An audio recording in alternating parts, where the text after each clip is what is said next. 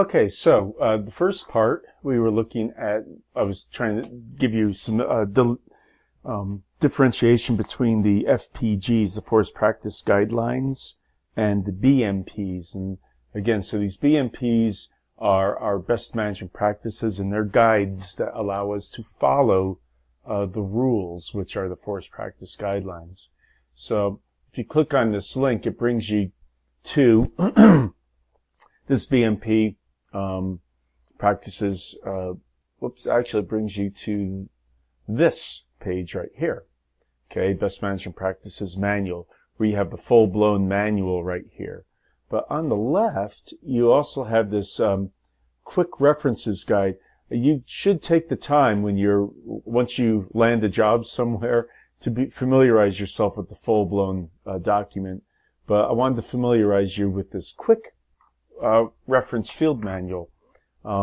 It's just a really nice color-coded manual there. You can get this manual printed out. It's like a little pocket-sized booklet, great little booklet, and it shows lots of good and bad pictures. All right. The thing that's important is to realize that this quick guide is not intended to substitute the manual.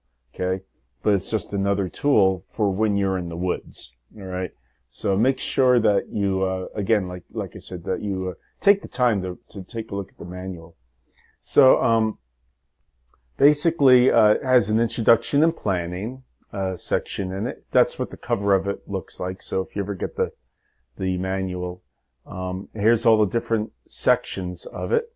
Okay, and we're just going to look really quick at planning, erosion, and SMZs, and we do spend a little minute or two on stream crossings, but we don't have time to cover all that. But basically, it gives you kind of a bottom line in terms of the costs. The best bang for your buck is to avoid stream crossings. Okay, just stay away from streams, and you are probably going to save yourself a lot of money. All right, so making sure that you plan before you do any kind of harvesting, that's always better than going back and trying to fix things later.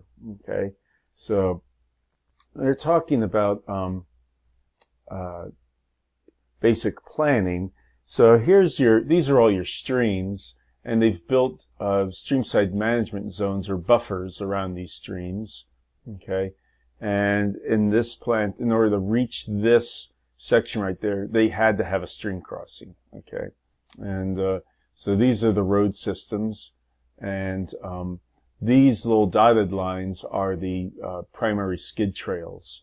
So they've just kind of lined out what they want the logger to do, and that's always really good because you could show that to the logger prior, and as part of them bidding on the job, you can have this drawn out, and then when they're working with you on it, they can make changes to it because they tend to know what works really well for them, but this is a guideline for them to start with. Okay, and so those are really good things to do before you before you get started out there. Again, using topographic maps as a guide, wider lines are less steep. Closely spaced lines are more steep. Soil survey maps usually depict where streams are. Google Earth is really good about doing some of that kind of stuff as well. So again, just they got all these different steps here that are involved in the planning process, and just kind of look those over. And again, when you're all finished with here's some good ways of revegetating that site. Okay, and so spring application mix, early fall application mix, those sorts of things. This I'm not real thrilled about the fact that they're promoting non-native species, but this other book I'll show you will kind of gets into that a little bit more. So I'm going to back out of the planning section, and I wanted to show you some of this erosion control sort of portion of the book. Okay, so smaller drainage areas have less area to erode. That's kind of good to know. Larger areas will have more rainfall and more runoff, and you can end up with a lot more gully erosion towards the bottom of your site there, which is not what you want. Okay, so here's some basic ideas.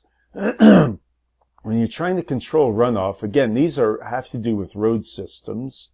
So these are some of the technologies that you could put on a road. All right, and they're really important to be able to know when and where to place these things. That's why this book is a really good guide for that. Broad-based dips in general are on active roads. All right, so I would put cross drains. They go under the road. They're just culverts that go under the road, and broad-based dips are and turnouts are things that you put in the road. But be aware that those are roads that you're going to be using. Okay, water bars are usually put on skid trails or something that you're closing up. You don't intend to drive over that road for a long time. Okay, and then you put the water bars in. So in essence, when your road or your skid trail is on a slope of one of these percents, this is the spacing that you put in for either cross drains, turnouts, and broad-based dips, or for water bars. Okay, so if I've got a 20% slope, I'm probably going to be leaning more towards 60 feet between broad-based dips on my road. Okay, so good little guidelines. So what is a broad-based dip? Let me rotate this for you. So basically what a broad-based dip is just this long dip that you build into the road, okay, and you outslope it. This is downhill here. The road is outsloped right there. So the water here, it gathers, it concentrates, and then it pours off the road right there. Okay, so this water here will drain down here and pour off that way. From about here down is the water that's going to contribute to the next broad-based dip. So what you're doing is you're breaking up the slope of the road into shorter and shorter sections and pulling that water off the road. That allows the water less time to concentrate and build up energy and erode your road away. Okay, so that's why you have those distances there. Let's go ahead and see what's going on here. So here's an example. All right, so this is the grade of the road going down here that way, and so they drain the water out. They throw some rock out on the side of it, and that water has nowhere to go but out there. And you see that this side of the road is a little bit higher than that side of the road. So there's a broad-based dip. Okay, they're not real big, but notice that they're drivable. All right, they're not like these uncomfortable things that you want to be riding on, and big bumps. So check dams, along with turnouts. Here's a road. Basically, they just drain the water off the side of the road, and then they build these little dams down there to kind of slow the water down, and it's got to pour through that rock, and it slows it down, and so it's dropping sediments before it gets down to the creek, which is down in this area somewhere. Okay, another check dam. Cross drains are basically when you have inside ditches on your roads. A lot of people do not like to drive on outsloped roads. It's scary for them because when it gets frozen, they're afraid they're going to slide off the road. So they like the roads flat, or they like to inslope them a little bit. And when you're doing that, you're pouring the water to the inside of the road.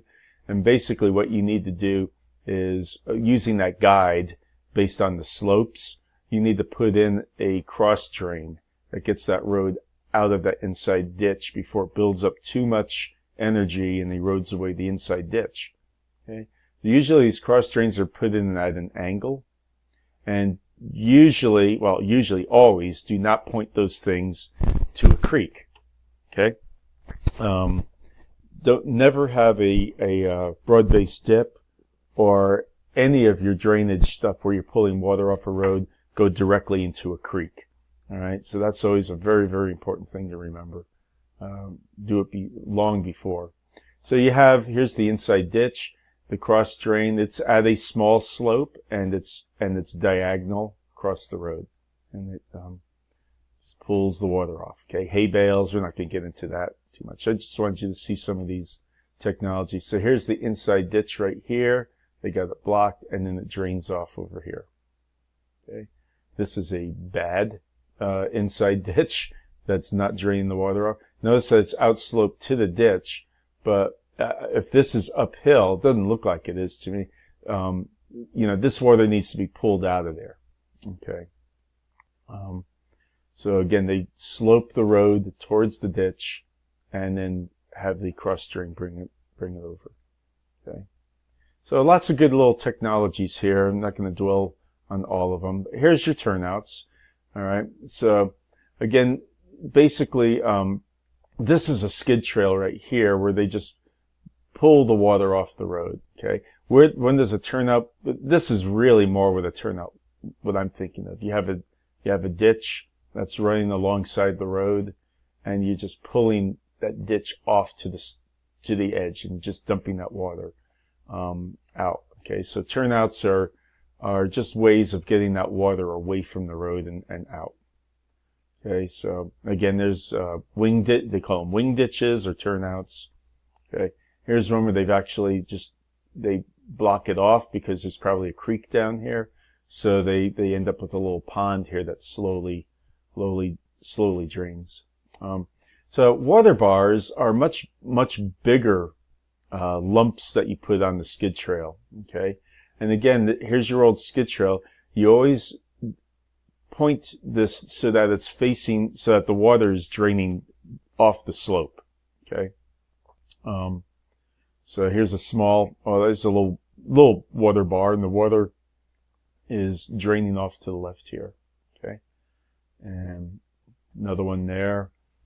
It's really good to get these things seeded after you're finished. So you put your water bars in, and you seed it, you get it revegetated. Water bars need to tie into the bank on the uphill side of the road bank. That way that water doesn't sneak around. Okay, so you want that water to hit and drain off. Here's one that's not tied in, and that water just has a way of sneaking around down there. Okay. So again, good and bad water bars there. So really good examples. This is not a water bar. It's just a temporary little blockage. So that's your contractors are doing that. You need to correct them on it. And the thing I wanted to point out here is I guess I'm probably going to have to do a third one because I'm already up to 13 minutes. But so we'll get through this, and then I just want to point out the other document on roads. Stream side management zones, we also call them buffers. All right, and if you have different things that you're trying to do, you will make those buffer widths wider and wider. Okay, so essentially what you're doing is within a grouping of ephemeral channels, or definitely where intermittent streams start and perennial streams, you're going to be putting in an SMZ area, and so you're restricting what you do within that area there. Okay, so here's a really good example, aerial of some good streamside management zones. There's two reasons why we do that. One is to filter the water before it makes its way to the stream itself. These SMCs serve as water filters. The other is that it shades the streams, and so it keeps those streams at their natural temperatures. Okay, if you start removing the canopy, you're actually changing the aquatic systems there. So, typically once you lay it out, and again, we have certain guidelines. They're usually about 50 feet up here in the mountains. If you got a trout stream, you're probably going to widen it a little bit more. They've got certain guidelines that you go by, but essentially what you're doing is you're leaving that canopy intact. You can go in there and pull trees out. You can reach down in there, cut trees down, and pull them out with a cable. You cannot go down there with mechanized equipment and run around through there. Okay, So long as you're keeping 50% of that canopy over that stream, you can pick and choose trees out of there. So it's not like a total loss